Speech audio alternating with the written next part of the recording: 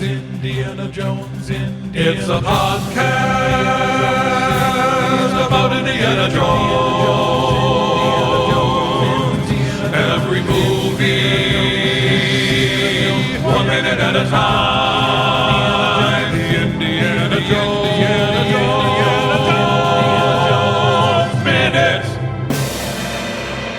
Welcome back to the Indiana Jones Minute. This is the podcast where we teach farming and irrigation to the film Indiana Jones and the Kingdom of the Crystal Skull 1 minute at a time. I'm Tom Taylor. This is not fresh. I'm Pete Mummert.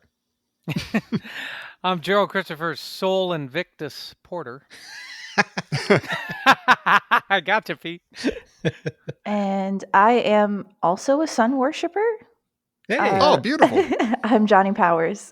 Welcome, Johnny. Welcome. It's good to have you with us. It's good to be here. Excellent. We're going to dive right into minute 93 of Crystal Skull. And 93 begins with Indy noting that the Akatorians were sun worshippers, and it ends with Oxley meaningfully pulling out the skull. And my main question for this whole minute, and I could have asked it last minute too, I guess, but and don't make fun of me, but is this Akator? Are they in Akator now? I don't know. Okay, thank you. That's all I need to know. That's an excellent question. I was wondering that too, actually, though. Pete, I have a question for you. Are you holding a baseball bat right now? Because you're so angry at the story. Oh yeah, and what they're saying about, basically. Yeah, I kind of just gave up at this. What do you expect? I don't understand. He says this sun worshippers like the Egyptians, and he just it's like a throwaway line. And he's either. I don't understand what he's doing. Like if he's drawing a direct connection between Peru and Egypt, that would be pretty astonishing. But otherwise, it just seems like he's using what you would call lazy shorthand, Jerry. Right. Well, so my question is, we're saying okay, these great civilizations, the sort of pre-Incan or whatever you want to say, the Mayans, the whole alien thing, we've been rather upset about the Graham Hancock narrative type thing where they could not have built roads and they couldn't have tied their shoes without aliens showing them how to. They had Velcro moccasins the entire time. So he gives this line, we've been upset about that, saying, look, of course, these people could have used mathematics and astronomy, whatever you want to say. It's not that crazy. Now, he gives this line, sun worshippers like the Egyptians. So now, does that sort of level or temper our anger? Is Indiana Jones now saying, look, no great civilizations would have ever been built here in I don't know. planet Earth, because all of them needed the help to tie their shoes, from aliens. But I'm not sure that it's fair to say the Egyptians were sun worshippers either. No. What about that one period? period? They had that one Ra, and Ra carried the sun. That's literally diluting the entirety of a polytheistic religion into they just worship the sun. It's that's one tiny drop of sand in this entire thing of their religion. What? Yeah. Well, I thought, what about say the Erie or the Miami Indians or the Iroquois that are up near the Great Lakes region? Well, what did they worship? They couldn't have been sun worshippers. I mean, it sucks in Cleveland. It's cloudy the whole time. Smog worshippers, dingy orange cloud worshippers. Yeah. It's radioactive river on fire. The the Browns lost again worshippers. But you're asking a good question, Jerry, because I was watching this and we have been there's the strain of these guys were dummies. They weren't clever white people like us, so they couldn't have figured out how to build pyramids or things like this. But then I just saw the movie The Eternals came out sort of recently, and that has a kind of strain of this too, of these aliens who have been here for thousands of years, kind of watching over Earth and stuff, and they touch on that too about giving inventions to the humans and stuff. But in that case, it's not It's not like, oh, these dummies need our help. It's like, oh, Earth, we're going to help Earth. All the humans on Earth are going to get our help. And that bothers me a little less, I guess, because it's like, okay, if aliens came here, I guess they would do that. They might, or they could do that. And if nobody's being singled out as like, the stupid humans who can't handle it right. and need all the help they can get, that seems a little less offensive. And it could be exactly what happened. We don't know. That's what I'm wondering. In this minute, do we just have the movie now is just an equal opportunity offender? Yeah, I mean, I think my issue with that, though, still, Tom, is that you're still destroying cultural heritage for people all over the world. Like, if that happens, like, even if the aliens are, like, let's say they gave everybody different parts of culture, but like for some places, that's a source of tremendous pride, and you're taking that away. Right. It's still, but they're equally taking it away. Right. No, it could be like if they only taught everybody how to use the plow or something, and that was it. Oh, like, everybody's. Yeah, gave them a tool, gave them 2+2 or something, and that was it. And like everybody starts off at the same like starting line with that extra like little bonus help or something, and then they go and they come up with their own culture. I don't understand why they always taught people how, like, I'm going to teach you how to build kind of a crappy stone wall. Like you're gonna, we're gonna teach look you like garbage in 1,000 years. So then did they show up in like among the Inuit, in northern Canada and across the great northern scapes, and they're like, I'm going to show you how to club a seal. And First off, how does an alien survive in like Inuit climates, especially if it's an assumption that it's like a Martian or something? Right. Like, boy, this climate is different than what you're used to. I guess what I'm asking is if, civilizations everywhere, like even on the tip of Greenland or wherever, wherever it was, the Bering Strait or what's the one, Kamchatka and like Russia, that peninsula, whatever, crossing 20, 30,000 years ago. I guess, well, he says what, 4,000 years ago is what he says. He's saying this is 4,000 years old. Yeah, okay. So this would be well after. By now, there's all sorts of civilizations. So is it like anything that they needed to survive? Did the aliens have to show them that one thing, whether it was collecting whale blubber or whether it was keeping sand out of your nostrils or like irrigation? Or, I mean, depending on where it is, how to build some sort of Mesa Verde looking thing. I mean, that's what I'm asking. Like, did the aliens just give this as a gift to everybody, no matter what climate they were in? That's not the sense that I get from what, like, I don't, like, Indy does mention Egypt, but I don't get that he's making that. I don't think the connection is that. I don't think he's saying like, oh, well, whatever happened here happened everywhere. And so it's cool. Like, I don't think the movie's saying that. He like mansplains the hieroglyphics to the point of which like, oh, this is what this means. Oh, this is just like when you learn about hieroglyphics in 5th grade. Like it kind of like gave me that vibe. I was like, okay, we have eyes. We can see. See. Thank you, Dr. I know it's Jones. a very dimly lit movie, but like we can see this. Right. And Matt can certainly see the gold in the paintings. He's like feeling them up. He's like, touching them as they go by. There's also like there are like cities in Peru that are older than 3,000 years old. Like from the other aliens that got there before. I don't know. Okay, they already knew how to farm. Like they had like pretty advanced, So I don't know how. Maybe they came and were like, "No, you're doing it wrong. You're putting the seeds in wrong." Right, you got to do crop rotation. See, you got the basics down, but it's going to go fallow in a while. Well, then it's also like because okay, so they're in this civilization, right? Apparently, these, I'm assuming, the movie hasn't told me so yet, but that the aliens stuck around, right? So just as much of the natives picking up on like things that the aliens taught, you would think that it would also reverse. So who's to say that the aliens didn't just make these hieroglyphics for like their own posturing? Of like we're good. We're cool guys. We came here and we taught you how to farm and do irrigation and like gave you all this crap. And they're like, no, we knew how to do this the whole time. You just kind of crashed the party. And now you're like taking all the credit. Yeah. Or if they didn't even, like the aliens didn't know how to farm yet. Right. Yeah, they're like, right? oh my God, these guys are incredible. Let's take this to other planets. This will be great. But first leave this mural here explaining how awesome they are.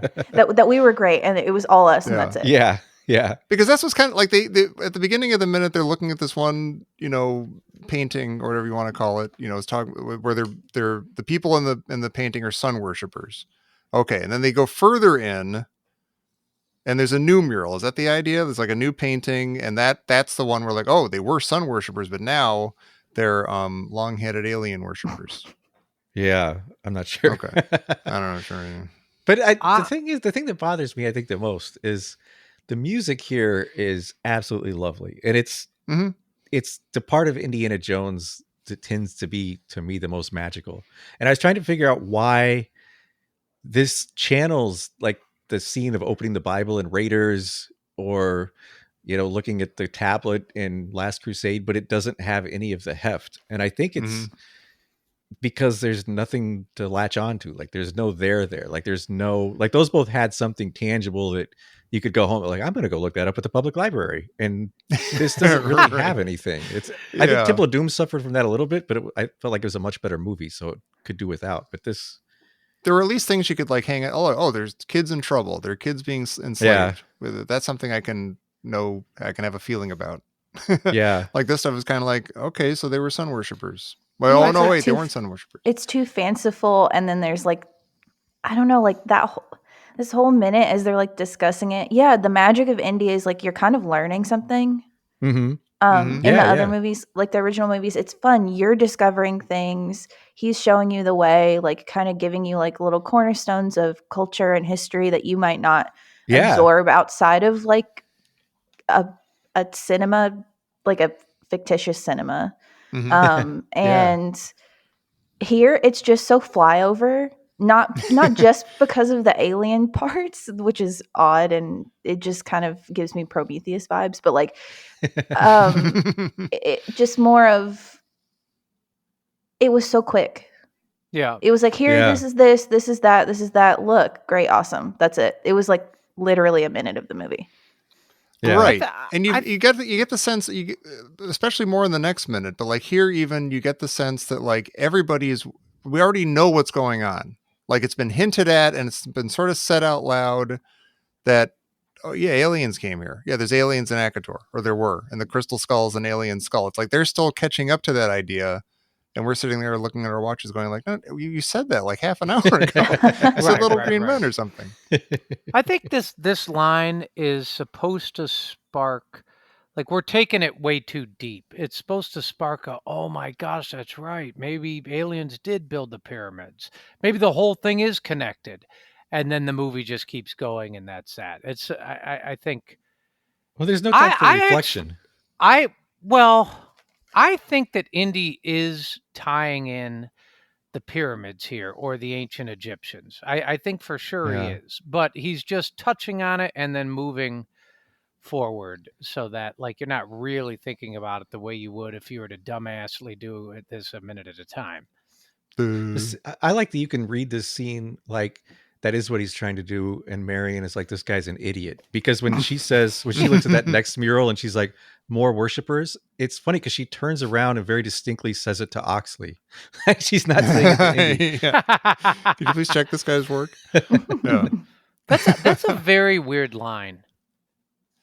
It more is more worshipers. More worshipers. Yeah. Like try to say that tomorrow. More worshipers.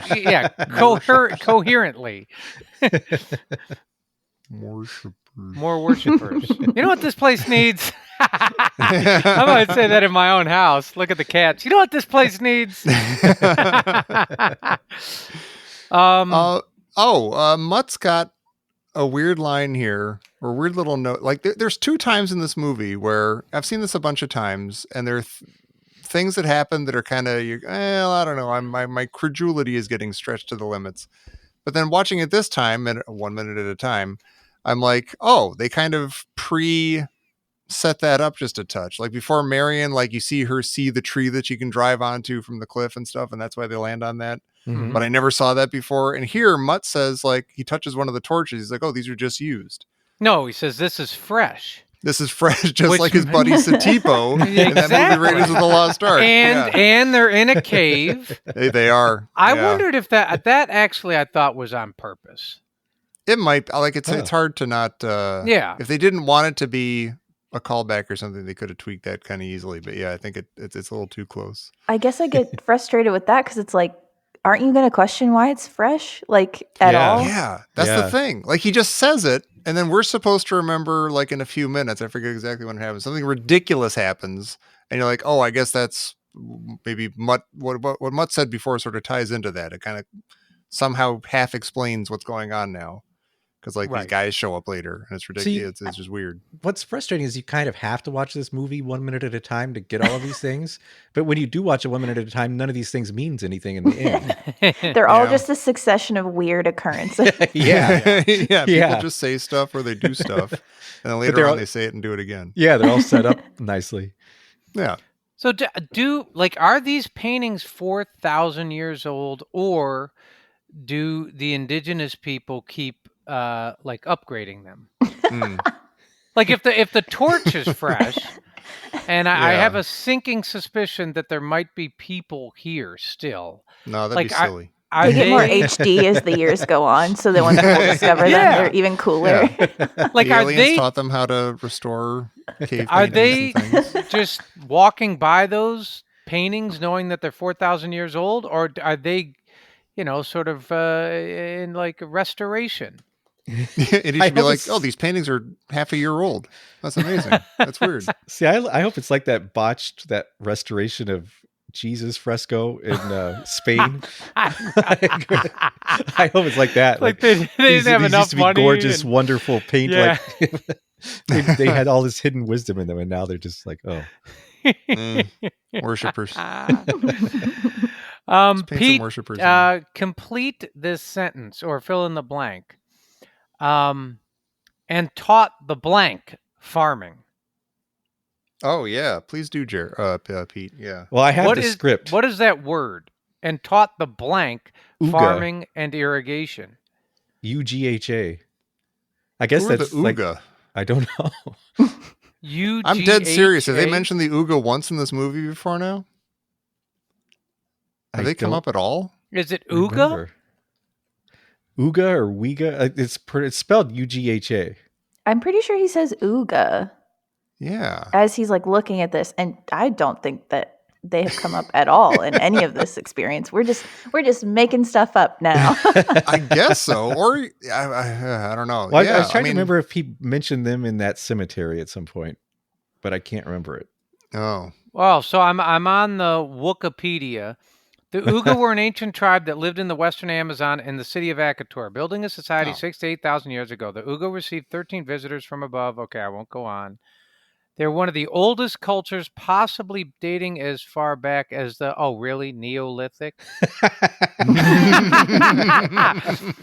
Wow, there you go. Sun worshippers, like the Egyptians, Oh. the ancient Uga inhabited an area of the Amazon in South I was gonna America. say near the that's a Sono plant. River. Somebody Yeah, put yeah. that in there, Right. Mhm. Also, they could farm and irrigate. but Yeah. only because of Yeah. aliens. Yeah. Yeah. Wow. my Oh, the God. visitors taught them farming, irrigation, architecture, metallurgy, and astronomy, All out of of this which is a they plant. grew a great city. Yeah, built the Uga, God's craft, la la la. Oh Okay. boy. Yeah, Uga. Oh, it says know what, here's Uga? the funny thing. The Uga valued knowledge. Oh, did they? Oh, good. Yeah, wow, that's good to know. They just Wait, I couldn't thought they were find sun any worshippers. themselves. Yeah. Damn it. It's interesting that the irrigation thing looks like the water wheel from Mayapur Village. Oh yeah. I was Oh, wondering if that was a yeah, it callback does. too. A lot, this cave looks a lot like the catacombs or crypt in It kinda Last does, yeah. Crusade. Yeah, they got the torch, and they sort of illuminate these paintings, and then Indy mansplains, and they mean as little in that as they did in this. Yeah. No. Well, Pete, you mentioned the music. So, do you know what instrument that is that's making that noise? Like that's kind of carrying the tune? No, it's almost like a theremin, but I don't know what it is. Well, I think there is. So he mentions, visitors or whatever, and then all of a sudden the classic UFO theremin does creep in there. But I think I'm not sure, but it might be like orchestral bells. Oh yeah, maybe. I think it does that have a kind of what Twilight Zoney kind of sound to it. Yeah. Yeah. That is pretty cool. It's really nice. It is nice. It is great music. It's pretty good. It's pretty good. Pretty good. It doesn't stick with you as much, but it's nice in the scene. Mm-hmm. It's because the scene doesn't match the music. Kind of, yeah. Maybe that's it. It's like, the music seems to think something very important is going on and eye-opening. Yeah, I feel like they just like their execution of the idea didn't match up with the grandeur that John Williams thought it was going to have or something. Yeah, or he was like, I got to do something. Yeah, I got to step this thing up. I'm going to save this movie. My buddy Steven is flailing over here. It just all seems so half-hearted. Yeah, I swear it doesn't need to be. It doesn't need to be. No, they could have made this all really interesting. Yeah. Like I think they could have even, like, as much as it enrages me, like the ancient aliens thing, they could have at least made it interesting. Yeah, it's like I'm just like I have it playing on a loop in the background, and I'm like, they look like when you take a bunch of people to a museum that don't want to be there. That like they look interested in what they're looking at and what's going on, because they're walking around, they're like getting closer, like look at this, look at this, look at this over being here. Polite for the docent's sake. Exactly, and then they move on to the next thing. And meanwhile, Oz is the guy who actually wanted to be there. He's like fully indoctrinated into this experience. Yeah, he is wandering around in awe, and they're just like very like, ooh, that's cool. It's just very weird. What's over in the kids section where you get to touch stuff? He's like, oh, I'm touching a real torch from the olden times. You can dig out a fossil. That's cool. Yeah. Neat. Look what I did. Touch a box turtle. Man. All right. Well, speaking of box turtles, and speaking of box people, would you stop touching me? This just in from Professor Christy Porter.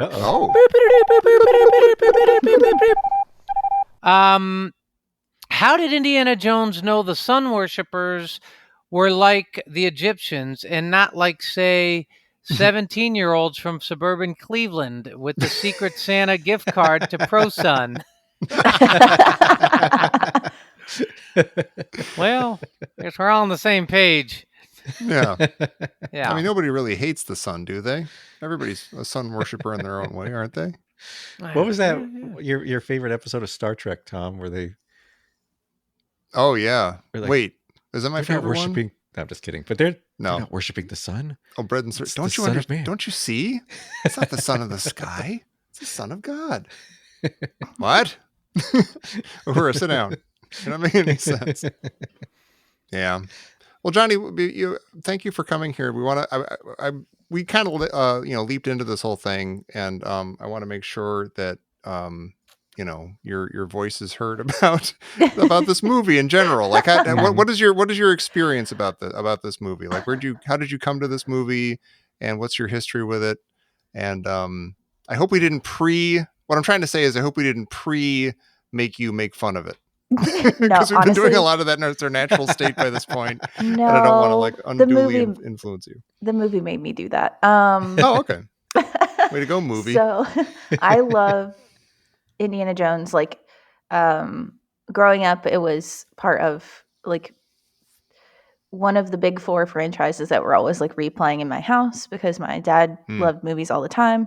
So it was Star Wars, Back to the Future, Indiana Jones, and James Bond. Kind of on a loop in my house. So nice. big names. So I love Indy. When Pete said that Indiana Jones is a little bit more like informative. You out of all the 4 franchises, I feel like it taught me like a love of learning a little bit more, because you always like reached onto those nuggets and you wanted to like look things up or just kind of know more about it. And I mean, that's what I wound up kind of accidentally falling into study at college. So I did like a blended degree of like religion and philosophy and culture. Wow. So cool. A regular sun worshiper. A regular sun worshiper. Yeah. So I guess that's why this movie is so disappointing.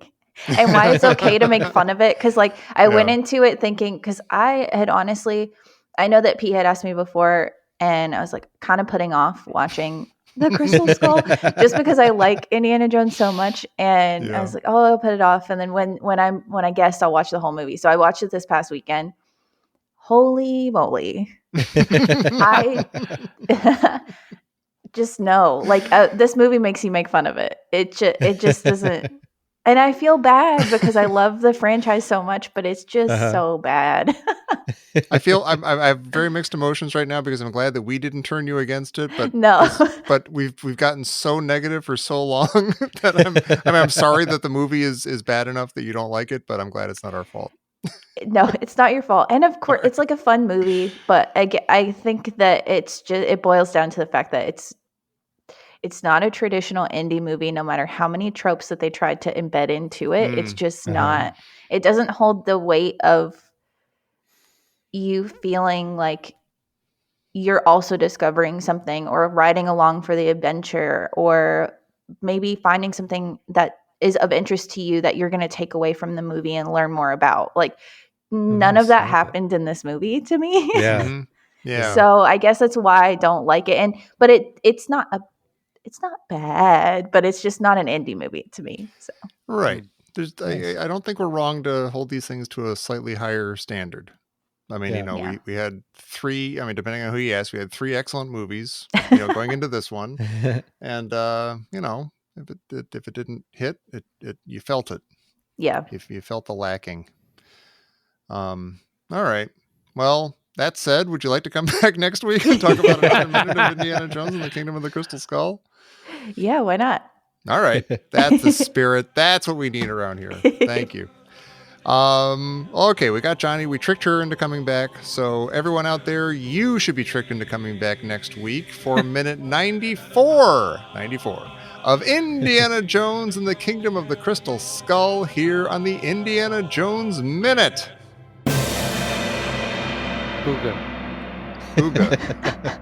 Ooga. Like, why do you just toss that in there at the last minute? Why didn't everyone in the scene go, who? What are you talking about, Indiana Jones? Like you couldn't have just like when you were making the plan in the camp mentioned some like in-depth thing about like, oh, around this parts of Peru, like these indigenous peoples like live, like at least some blurb. Yeah. Come on. Where's the Uga? Who? Oh, the people who live in Akator. Oh, okay. Thank you. Carry on. To be honest, I give them credit. At least they weren't Ooga Booga.